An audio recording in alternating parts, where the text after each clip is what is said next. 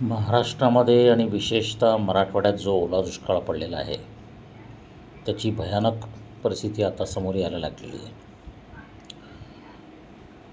विरोधी पक्ष सरकारवर टीका करतो, सरकारचे लोक पंचनामे करतात, अधिकारी भेटी देतात, हे नेहमीचं झालं.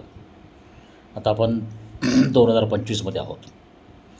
अजूनही सरकारची तीच मानसिकता, कार्यपद्धती आहे.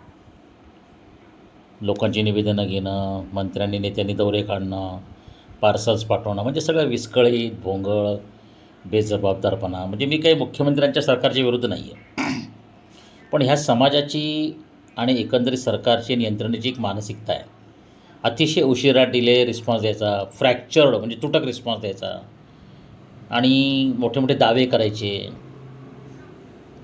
हा जो प्रॉब्लेम आहे आपल्या सिस्टमचा आणि आपल्या मानसिकतेचा, हा परत एकदा दिसून आला. म्हणजे 20 वर्षामध्ये मी अनेकदा अशा गोष्टी पाहिलेल्या आहेत.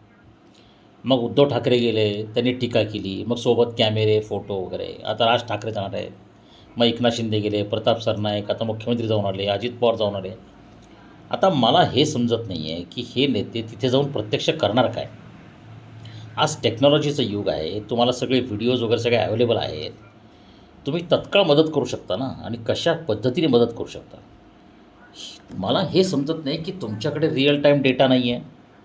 पाऊस किती पडणार आहे, किती प्रमाणात पडणार आहे. बरं, महाराष्ट्रामध्ये ही जी स्थिती निर्माण झाली आहे, हे एका दिवसात निर्माण झालेली नाही आहे. आता तुम्हाला विश्वास बसणार नाही, माझ्याकडे पुरावा नाही, मी रेकॉर्ड केलं नाही. पण मेच्या पहिल्या आठवड्यामध्ये मी माझ्या मिसेसला बोललो होतो आणि पुढचे 150 दिवस झाले आत्तापर्यंत. यावेळेस ओला दुष्काळ पडणार आणि मी वेळोवेळी प्रेडिक्शन्स केलेत. परंतु पंजाबराव डक जसे रेकॉर्ड करतात तसे मी रेकॉर्ड केले नाहीत. परंतु मला वेळोवेळी ह्याची कल्पना आली होती. मला आश्चर्य असं वाटतं की शासनाकडे एवढी मोठी यंत्रणा आहे, तर मला फडणवीसांना प्रश्न विचारायचा आहे की तुमच्याकडे रिअल टाईम डेटा नाही का. म्हणजे किती पाऊस पडतो आहे, कुठे पडतो आहे, कोणत्या एरियात पडतो आहे. मग फक्त हवामान खात्याची रिपोर्ट येतात का.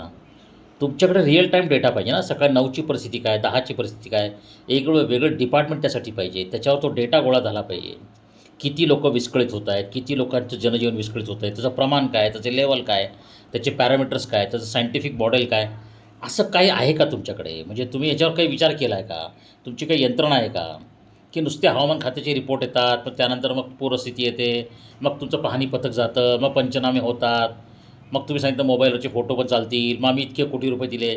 म्हणजे असा तुमचा प्रोॲक्टिव्ह एक एक पूर्ण एकाग्र केलेला प्लॅन मला दिसला नाही. तसा तो आहे का मला सांगा. नसेल तर माझ्या मते महाराष्ट्र शासन हा दुष्काळ ओला हँडल करण्यात 100% फेल गेला आहे.